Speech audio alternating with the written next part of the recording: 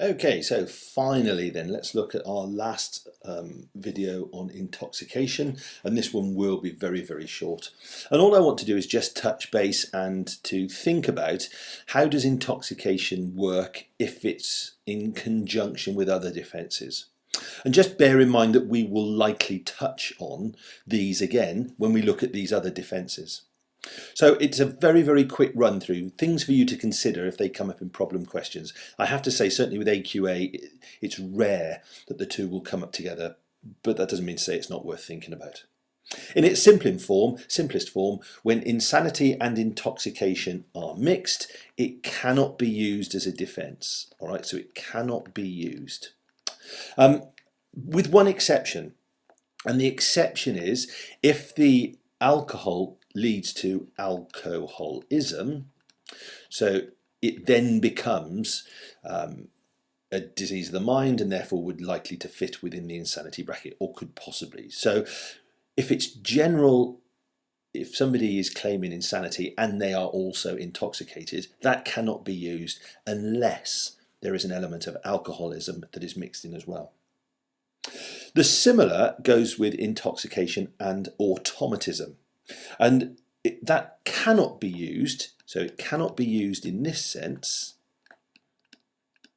if the alcoholism is, or if the alcohol, sorry, if the alcohol is recklessly self-induced. Okay, so that's not overly dissimilar for the general rules of intoxication anyway, and the reason for that is if it's recklessly self-induced, then you have an element of, if it's a basic intent crime. So if it's, you cannot use automatism if the alcohol is, or if the alcohol has been, or if the intoxication is recklessly self-induced. So for both of those other incapacity defences, insanity and automatism, they cannot be used in conjunction, or intoxication cannot be used in conjunction with them. Now what's interesting is the last one, and the last one is this notion about intoxication and self-defense. All right, so this, just make sure this is automatism, and this one is about self-defense. All right, and intoxication, if drunken mistake, and the key thing about self-defense is this notion of a drunken mistake. As you will find out when we watch the self-defense video, is that if you have an absolute belief, even if it's mistaken, that you need to defend yourself, then you may still have a defence, even if that belief is wrong. Now, that causes a problem, because if that inability to understand the situation is a drunken mistake, then you will not have a defence. So if you make a mistake in terms of what you believe the situation to be and use force or violence in self-defense, that can never be a defense. And there are two interesting cases that are different and demonstrate that.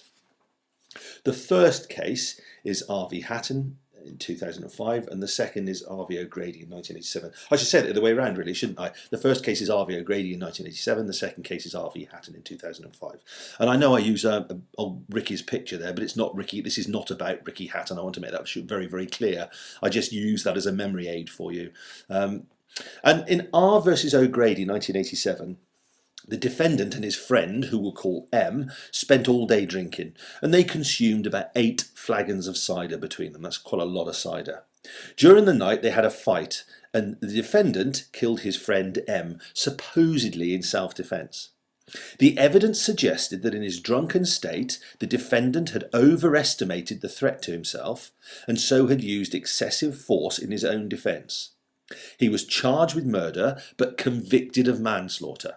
So that's the sort of Lippmann constructing liability, isn't it? So it was murder to manslaughter. And the reason for that is that the Court of Appeal said that there were two public interests to be balanced here. On the one hand, the defendant should be able to do what he honestly believed necessary to protect himself. But on the other hand, the innocent victim should be protected from injury or death by another's drunken mistake. Reason, logic, recoiled from the conclusion that the defendant should be able to walk free after a drunken killing, and logic would extend such a defence if allowed, even if to Lippmann. We talked about that.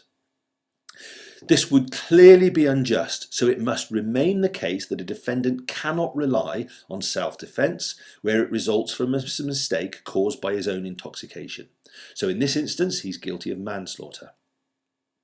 Now, if we look at Hatton and see where Hatton takes us, Hatton, the defendant, beat the deceased to death with a sledgehammer after drinking over 20 pints of beer. His recollection of events was unclear, but he believed that he was under attack. The issue was the reasonableness of D's actions, as he had believed the facts to be, even if that belief was mistaken and the mistake was caused by intoxication.